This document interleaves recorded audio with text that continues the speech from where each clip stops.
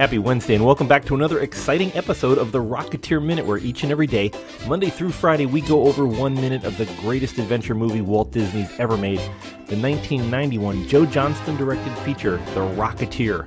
I'm one of your hosts, Jim O'Kane of TVDads.com. And I'm Hal Bryan, an airplane nerd from the Experimental Aircraft Association here in Oshkosh, Wisconsin. So, Jim, here we are on Wednesday. It's the 26th. And, yep, you're right in the middle of a lot of heavy doing, so yes. in real time, it's quite a thing. I am. Thank goodness we pre-record these, but this one, not by much. At the time we're recording this, the event is warming up. We've got maybe not several thousand. We've got probably at least a good 1,000 plus airplanes on the field, and B-52 came in the other day. It must look like the night before Normandy. It does. I thought you could say the night before Christmas, because it's got that sort of sense to it too. Aww. But a little bit of everything. The logistics behind it are just amazing. Cruising around, I'm all over the grounds, and then I spot the person whose job it is to repaint the yellow on the curbs and some of the parking areas. And I think, okay, multiply that by another 5,000 people, which is the number of volunteers we have out there, and every little detail to put on this giant event. It's just mind-boggling. By the way, the giant event, in case you haven't listened to our previous 68 episodes. Sorry, inside baseball. Yeah, no, it's okay. It is, of course, the Experimental Aircraft Association's annual shindig, the Oshkosh Air Venture, which is just one of the most amazing things on the planet. It's tied for San Diego's Comic-Con this week as the coolest place to be. And I think it's a slightly cooler place. It's just a lot of stuff going on up there. Who's coming this year as we're talking in 2017? Oh, gosh, we have all kinds of things. We have the first ever performance. It's sort of hard to believe for being the biggest aviation event in the world. It's the first time we'll ever have a performance by the Blue Angels. Wow. And one of the reasons this is a first is that the jet teams like the Blue Angels and Thunderbirds need a big block of airspace, and specifically clear ground space, to fly their shows. And the way our airport here in Oshkosh is laid out, we don't really have that. So when they perform, what we have to do is we have to go and work with businesses and residents on the east side of our airport. We basically throw them a big party, negotiate with them as best we can in exchange for them evacuating. Oshkosh Truck, this major defense manufacturer, has to shut down for a couple of hours.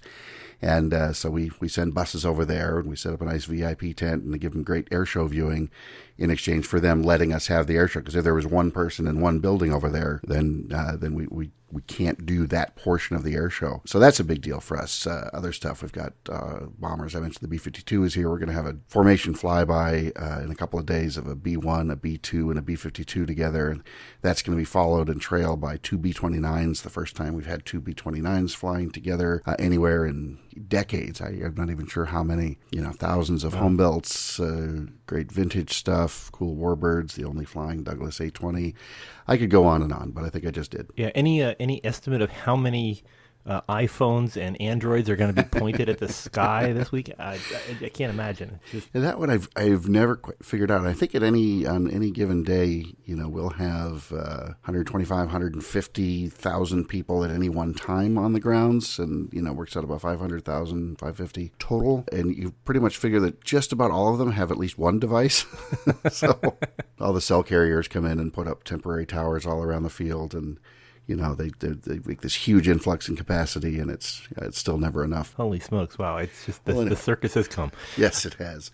But we are. And this has been going on for decades now. I mean, not just in Oshkosh, but in several locations. Right. Yeah, it started in Oshkosh in 1970, so it's just been our permanent home for quite a while. But the very first fly-in we ever had, 30 airplanes showed up, and maybe not even quite that many. It was down in Milwaukee in 1953, and it's just grown and grown and grown ever since. Wow, just people who love aviation, people love flying in the air, and that's what the movie we're talking about is, a guy who really likes to fly.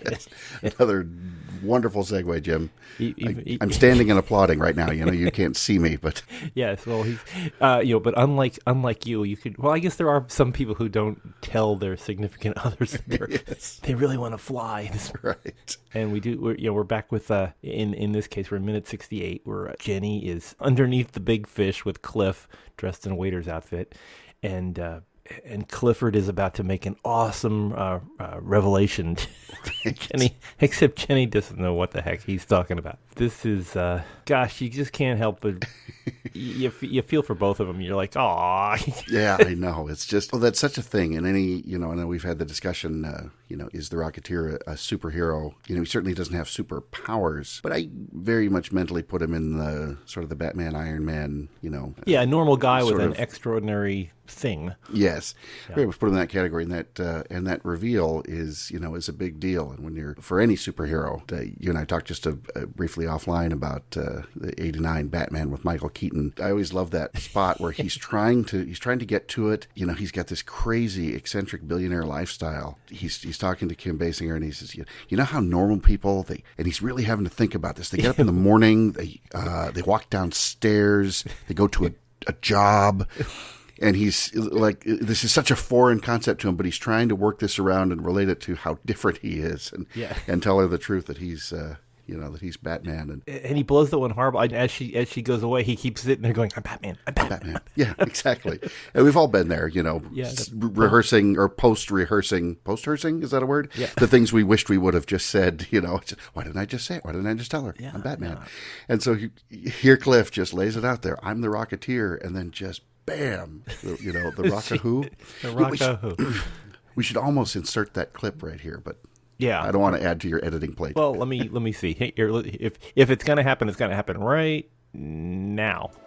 Jenny, prepare yourself for a shock. I'm the Rocketeer. The Rock-a-who? Oh, for crying out loud, haven't you read the papers? No, I've been working all day. Look, Anyway, that's pretty much how he sounded.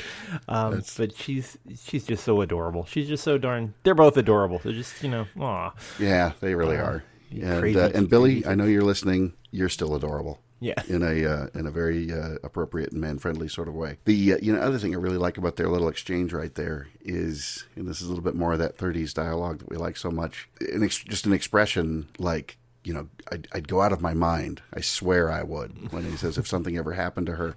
That's the worst thing in the world. That can Yeah, happen. exactly. Him going out of his mind. But it would have had, a phrase like that wouldn't have been so watered down as it is today. It's just, it's like, oh my gosh, I couldn't find a parking spot at the grocery store. I went out of my mind. Well, no, he really didn't. But it's got this sweetness to it. Like I go out of my mind, and then I swear I would. And he hits that swear. Yeah, he promises this is how bad things would be for him. Yes, exactly.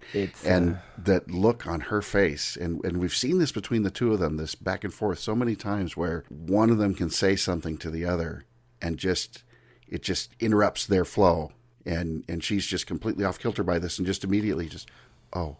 And it's so sweet, it's so powerful, and it's so the thing about it is that they're both drawing on. This is as we've talked with Billy in the past. This was kind of the beginning of where the relationship started, an off screen relationship, Right. And it just has that certain sweetness to it that I think it was a little bit heartfelt in this scene. And there's another a similar way that you can see this is if you watch Lauren Bacall and Humphrey Bogart in To Have and Have Not. There was a deep relationship growing there. If you watch the movie Time After Time, Malcolm McDowell falls for Amy Steenburgen, and they both fall for each other. One of the most touching things I've ever heard is the feature commentary on Time After Time. If you ever get a chance when you're watching that movie, listen to the commentary part. And Malcolm McDowell talks about, this was after, of course, they Amy Steenburgen and Malcolm McDowell later divorced, but he said that they show this to the kids, to their children. He said, look, this is when mommy and daddy first fell in love with each other. And it's, just kind of a certain sweetness, and that you can actually have this time on film and say, yeah, that was a good time in my life. An interesting moment here in both of their lives. Absolutely. And I keep the thing I keep coming back to with this particular scene is, I know Clifford's secret identity is the Rocketeer, but it has to be one of the worst kept secret identities ever. I was trying to figure out how many people know he's the Rocketeer. Everybody except Patsy at the Bulldog knows who he is. She probably doesn't Goose know. Skeets, Millie knows. Peavy, of course, made him the Rocketeer. Right. Bigelow's dead now, and we can't count him. We presume that Malcolm knows. Yeah. I mean, certainly Malcolm had the close-up encounter with him, but. And then all Eddie Valentine and all his boys know it's him. Yeah.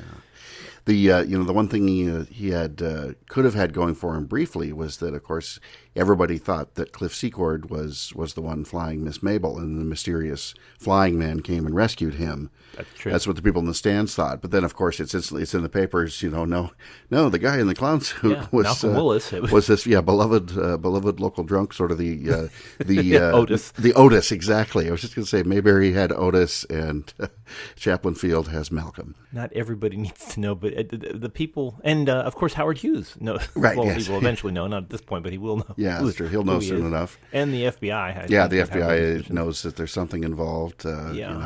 So it's the just bad guys know, and yet, in spite of all of this, his girlfriend doesn't even know that there's a secret to be kept. Yeah, well, the Rocket who? she's in a Robin Hood movie. It doesn't matter. Yes, exactly. She's got no time for this nonsense. Right. She's just chatting away, and he, of course, she is his Lois Lane, and he wants to protect her. So he's telling her to get in a cab and go out to Redlands. What she was talking about, her parents own orange groves, and he was one time crop duster. Redlands, of course, if you're a Californian, Redlands is to oranges what Detroit is to cars, or I can't even think of some of the town, or what Cape Canaveral is to rockets. It's that's what everybody does in Redlands. It's kind of the home of the California Naval Orange. Sunkist has a gigantic presence there.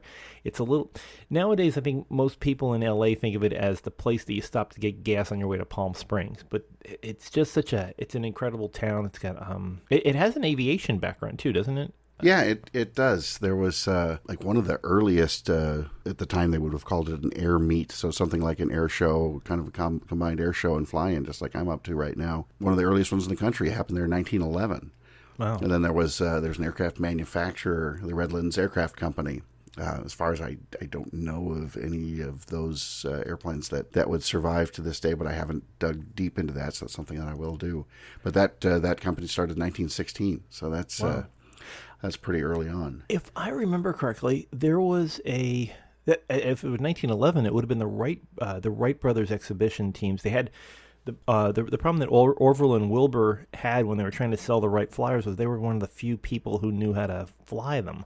Right. And so what they had was they kind of had their first flying school where they trained a bunch of pilots / salesmen to go out and show off the Wright aircraft at different expos. I don't know if it was Redlands or somewhere in California. That was actually where the first employee fatality was of the Wright company. That and I can't think of his name now. I wrote an article about him several years ago, but he was the first employee. There was a military fellow that died during an exhibition at Fort Myers. that was Tom Selfridge. Right.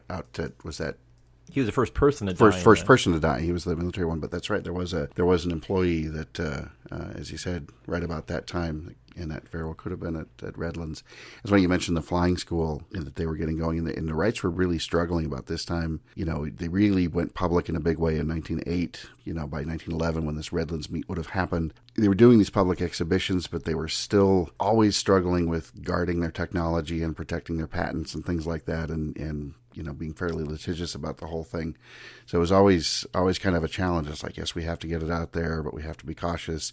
We need to train more pilots, but we can't give away our secrets. And one thing, as a side note, with a background I have at Microsoft and simulation software, is the Wrights actually built, as part of the flying schools you mentioned, they built a thing called the Balancer, which was, in effect, the very first flight simulator. It was a piece of the center structure, and you could have a mock-up of one of the airplanes. You could sort of lay down on it and try to keep it balanced, and that would start getting you used to the coordination you needed to fly. One of many, many, many contributions they made. While you were discussing all of this, I looked up what my article was back in it was on the way out there. It wasn't all the way to Redlands, but in Denver, there was what happened was the Wright brothers trying to sell things. They were in a bit of a logistics pickle. So to build more aircraft, they need to sell aircraft, which they need so they could have capital to construct new planes. Right. Startup company. Unlike the bicycle buying customers in Ohio, their new aircraft customers had never seen a demonstration of the product the Wrights were trying to market. So Orville and Wilbur were the only people on the planet who really knew how to pilot it, and it was difficult for them. So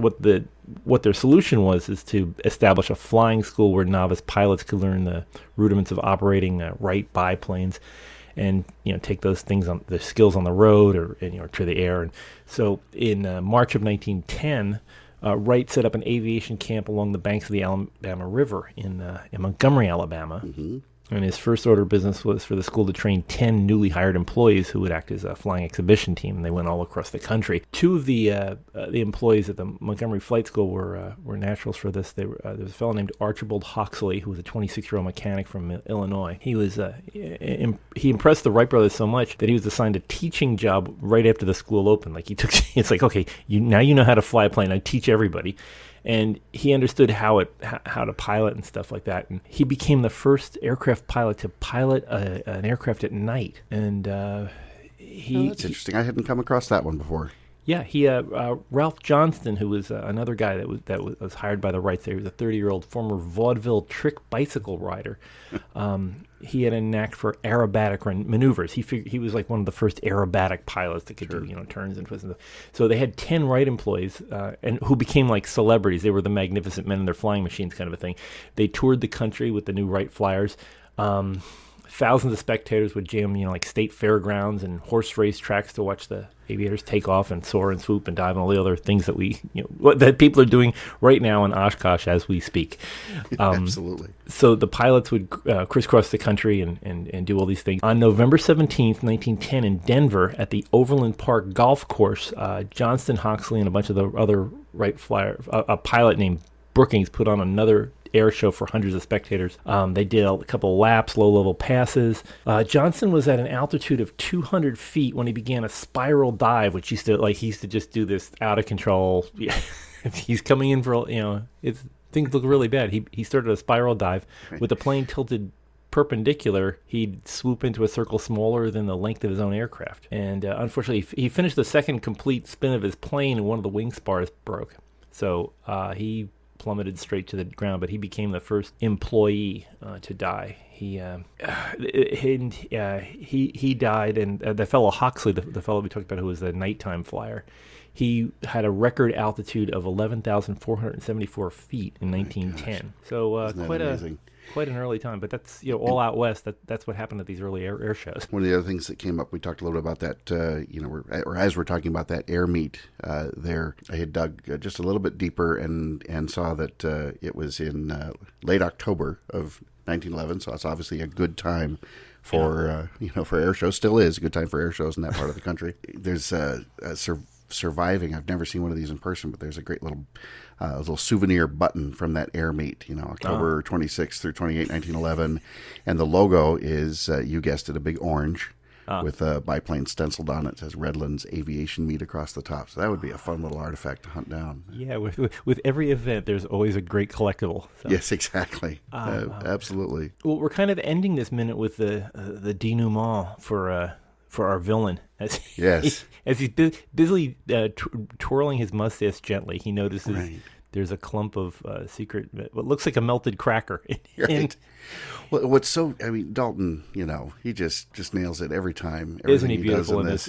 And when he's sitting there, he's agitated. The word that I wrote down was discomfited. He just personifies this. I'm a little irritated, and over the next few episodes, we talk about how he's sort of starting to lose control a bit at this point, and that's not a familiar sensation for this guy. But he's edgy. He's struggling with it a little bit.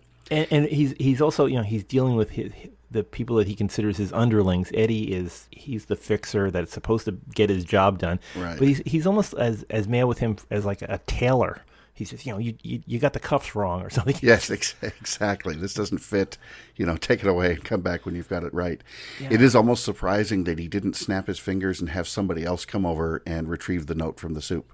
Yeah. That's amazing that he literally gets his hands dirty, which at this point of the film we don't expect from him. He's just that picture of elegance. Quickly, apropos of almost nothing, when jumping back to Redlands, but also thinking about Dalton, when I hear the word Redlands, even though I'm technically a native Californian, I immediately think of the James Bond books, Ian Fleming's books, where Redlands was a code that you might put in a telex or a wire about that was code for Soviet agents. Not exactly unbreakable. It's pretty obvious. But let's talk about there was a Redlands agent, or I'm operating in Redlands right now, that sort of thing. So I was just poking around the web a little bit, seeing it was there, trying to refresh my memory, was there, an interesting quote or example.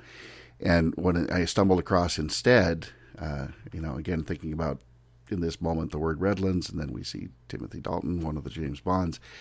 But what I found instead was a reference to a movie that was shot in a hangar at the Redlands airport, or in part, called Come Before Winter. I don't really know much about it. It's a docudrama about Dietrich Bonhoeffer, who was a pastor and very much an anti-Nazi activist during World War II. And he was executed. He was hanged in April of 1945, just days before the German surrender. The point being is in the scenes shot in the hangar at Redlands Airport, there's an actor playing Ian Fleming. So somehow everything all just spun around and came full circle in a very weird way.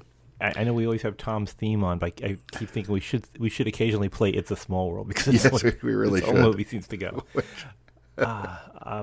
It's incredible, but this is a nice linking thing. I mean, we get a catchphrase out of this, the Rockahoo. Yes, the Rockahoo. And there's just so much tension to come. And this is like the very last second before the jig truly is up. Right. It's all about to come down, and things are about to get really horrible at the South Seas. But we'll save that for another day. Right. For folks who want to continue on this conversation and talk, if you're from San Bernardino County and would like to talk about your growing up in Redlands, we'd love to hear about this. But we're available on a bunch of different social media. Find us at Twitter at Rocketeer Minute. Find us on Facebook at facebook.com/Rocketeer Minute. Go to the big site, rocketeerminute.com. Right down at the bottom of this episode page, you can type in your own comments. People can read them there and talk back to you. It's a great place to catch up on the show if you've missed any episodes so far.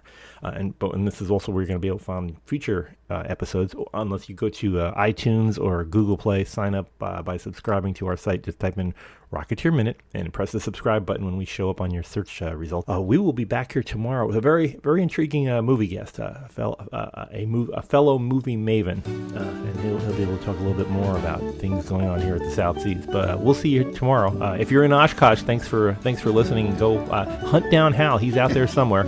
Come give me a hug. Yeah, he'd appreciate a hug because he's going to need it about this far in. Oh my goodness, the poor guy. But I love it. Have fun there in Cheeseland and here on the Rocketeer Minute. So we'll see you tomorrow. Until next time, over and out.